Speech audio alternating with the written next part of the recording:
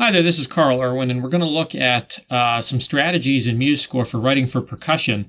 Percussion is a really hot subject in the virtual instrument world. There are so many expensive,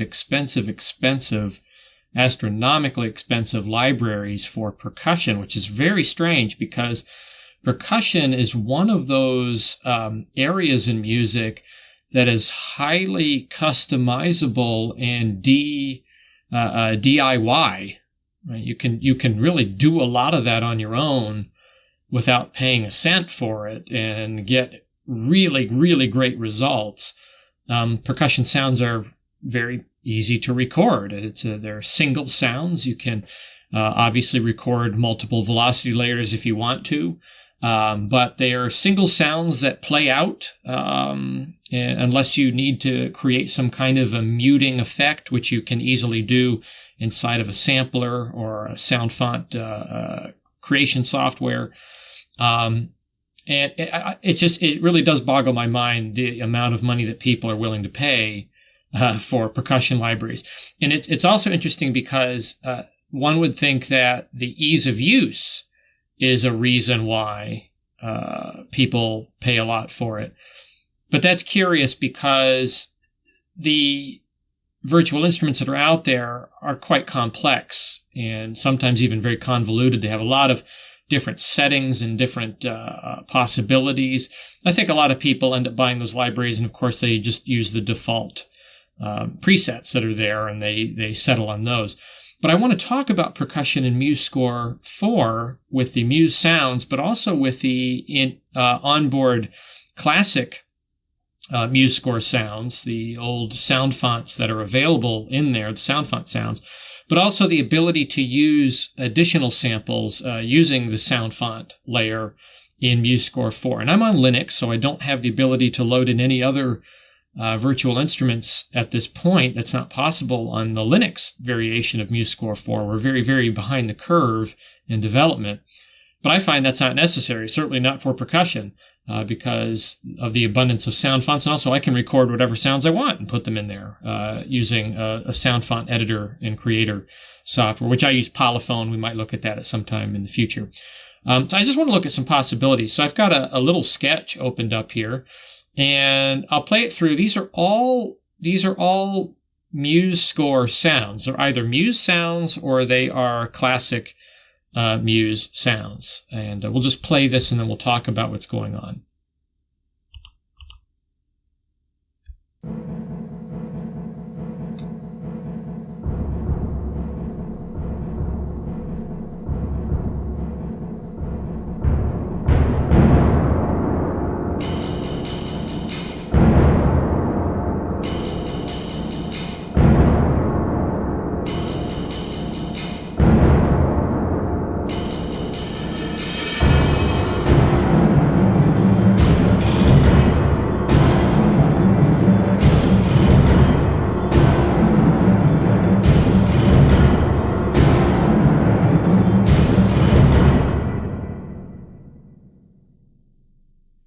Okay, so the first thing I'm going to point out here is the non-traditional use of sounds. We have a non-traditional use of sounds in here. And if you look at the instrumentation we're using, I've got timpani, but I'm not using it as you would score for a timpani. I'm augmenting the bass drum sounds by using some low notes that are just a step apart. And this comes from an old trick that I and some others that I knew used to do, 20 years ago when we had Finale and the sounds that were on there. This is pre-Garritan Orchestra stuff, which those sounds weren't really that great, to be honest with you. The sound fonts that were on there, the General MIDI sound fonts, the bass drums were pretty poor. So what we would do in our playback mock-ups from the application is we would use timpani, low timpani sounds, just a couple steps apart or a cluster to generate a bass drum ring. And that would add some realism to the render.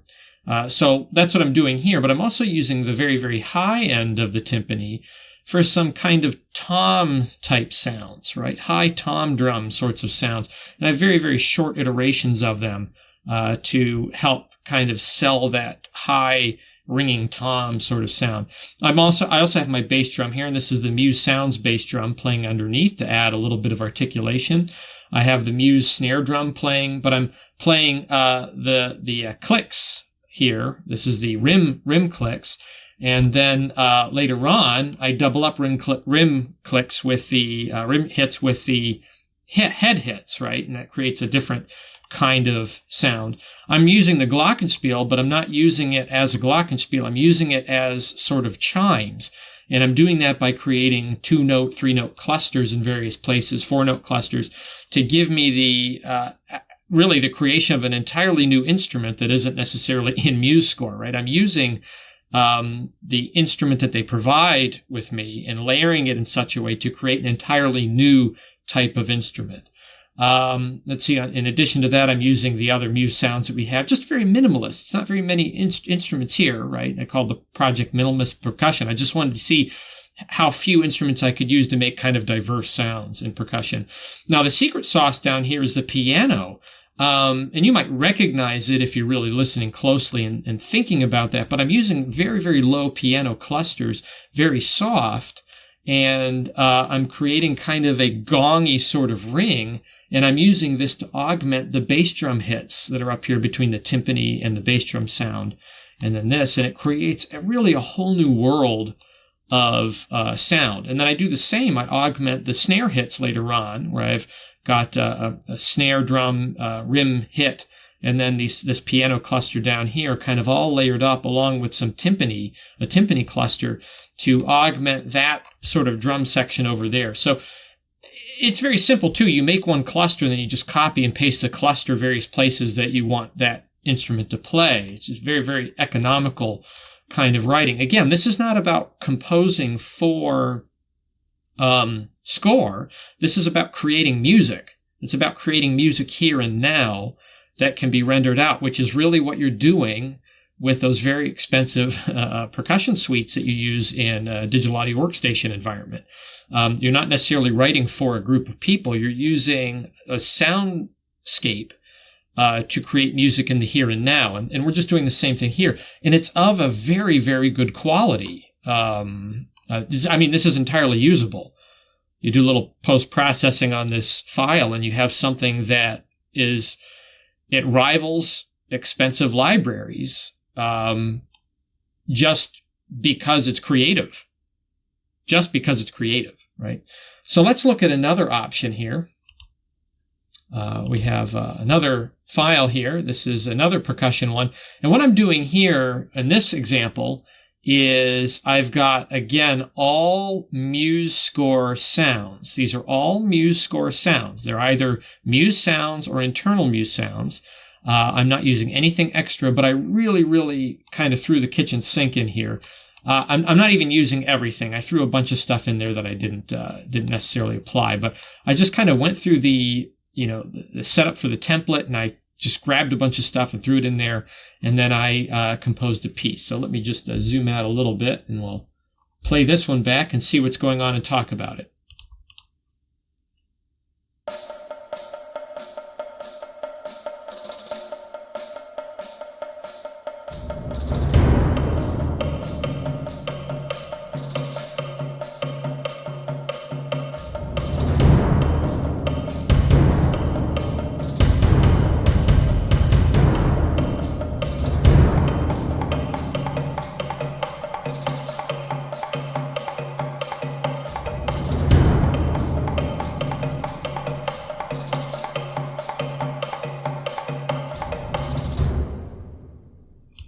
Okay, so again, we're just doing the same kind of idea, but we're augmenting out. I'm using a timpani in very much the same way to augment the sounds. Am I? Do I have a timpani? Oh, actually, yeah, here you go. So timpani, I'm using clusters, right, to augment these bass hits. I'm not necessarily playing timpani-type music. I'm just using the capability of the various pitches in the timpani to give me that quality of ring and resonance, right? And then I'm using the Muse classic Musescore drum set sounds, which are very synthy. And this is something that you find in very expensive percussion suites, is that it's a mixture of synth sounds with traditional and non-traditional percussion instruments. So what I'm doing is I'm mixing traditional, non-traditional, and synth sounds here by doing this. So I have a cluster of low drums, the bass drums and low tom, against these other sounds that are happening down here, a orchestral bass drum, the timpani sound, some snare hits, and it makes a very, very crunchy sort of every drum sort of sound. It is fascinating that people use these very, again, expensive and complex percussion suites ultimately just to end up creating essentially the same sound, that one big bashing hit that gets used over top of the orchestral score. So that's what we're doing here. And you can hear this again. I'll start here after the intro.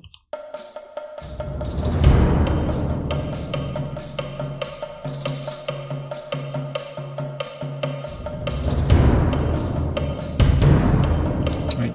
It's got a very Terminator 2 kind of quality to it. So again, this is just using the sounds inside of Musescore that are available for free. Now, of course, you can augment that even further with other sound fonts, ones that you create, or other free sound fonts that are available.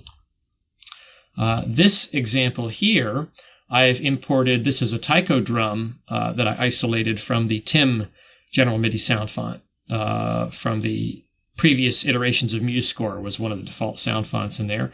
And then I also brought in my own, this is my own drum kit. So I sampled a drum kit years ago and made a sound font with that. And then also I'm using other Muse sounds in here. And then I'm using, I think these are Thomas Hammer sound fonts. It's a suite of African percussion and Egyptian percussion. So I can bring in other sound fonts, very basic technology, just sound fonts. But again, percussion works really, really well in this format. The files are very small because they're single strike, single hits. You don't necessarily have to have a lot of velocity layers to these. And then I'm using, on top of that, the percussion within the classic General MIDI sound font from Musescore. In fact, do I even use that? Yeah, I do use it later on over here. I use some of those sounds. So let's listen to this one. So augmenting a little bit further, and especially if you use these suites, like with the African percussion, Egyptian percussion, where you have a bunch of different instruments, you can just throw in a bass, a clef, staff, and then you can use just that one staff to write a diverse amount of percussion layers, just because it's all within that one sound font.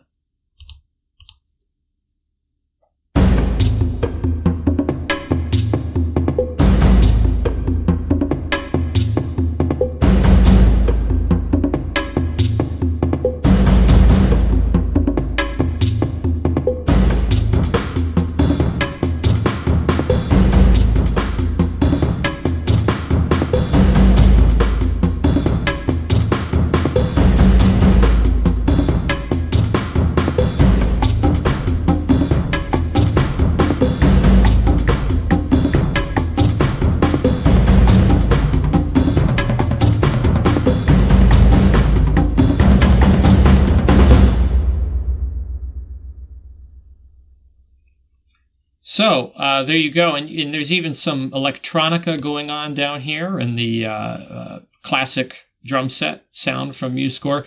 I'm using this kind of shaker sound, and I've sequenced this up into kind of an accelerando, very, very synthy kind of thing to do, right? And a good combination. And this is a really nice way to work if you can find, there's a lot of free percussion ensemble sound fonts where you have a bunch of different instruments all within one staff, different keys on the keyboard. And that can make for a very economical score and give you, again, a diverse amount of sounds.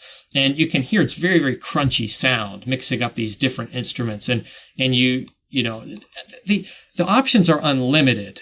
I think people look at Musescore and they say, wow, this is really nice, but it's kind of limited. It's not. It's unlimited because of the combinations, the amount of combinations and creativity that you can apply to it. It's no more limited than the most expensive percussion suite that you have. In fact, it's less limited than that. So let's look at another one. So this is expanded a little bit more. Same kind of ideas, just a little bit more. And I think I use the same 1, 1, 2, 1, 2, 3, 1, 2, 3, 4 little motif in the background with the bass drum, the big crunchy, the big crunchy no-name drum kind of thing that's become so stereotypical of film music in particular. But again, I'm mixing up different things. I've got it looks like here I've got an electric bass, so I'm using the classic Muse sound electric bass sound to augment the drum, and you'll see how this works. It's very, very low frequency to help create kind of a rumble in the low sound. And I've added in some synthesizers. So these are just the onboard string synthesizers, warm synthesizer, just to give a little bit of electronica to this, which is very common to have synth ostinato patterns playing underneath your percussion music. So again, mixing things up. It looks like actually everything here is, I think all of this is Musescore. This is all Musescore. I didn't bring in any other sounds. This is all Musescore sounds in this file, just to demonstrate what you can do just with the program alone.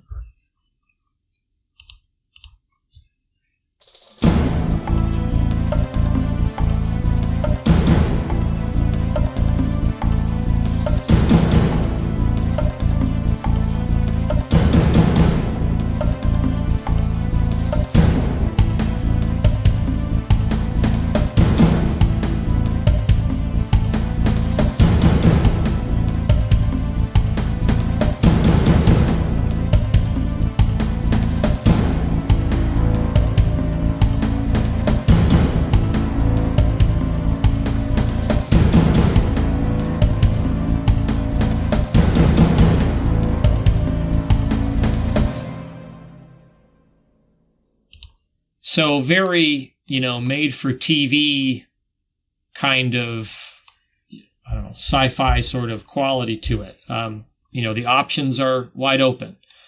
Using the bass down here, I'm sorry, I didn't use this to augment the drums. This is actually just a repeating bass line with the synthesizer down there. But you can. That's something I've actually done. I'm actually doing a film score right now where I'm using the electric bass sound in a small cluster to augment the bass drum sound on a drum kit. To make it pop out a little bit more. That's something you can do. And that's a very typical solution. A lot of people like to take just a sine wave, a basic sine wave synthesizer, and use a very low sine wave sound to augment drums, or to, in many cases, to augment the low string section. You put it an octave lower and it gives you a sub bass. But you can use it to augment drums and really make the subwoofer hop if you use a sine wave, a very pure wave form underneath your drum sounds. A very, very good solution for that. So let's do another one here. And this is the last one. Call it Smash and Grab. It's actually got it actually spells out Smash and Grab in the synthesizer down here. Just experimenting around. Another idea, and here I'm mixing up. Now I'm using some imported sound fonts, free sound fonts that were available, and then I'm using the onboard sounds that are available to us here, and then onboard synthesizers that are already on there.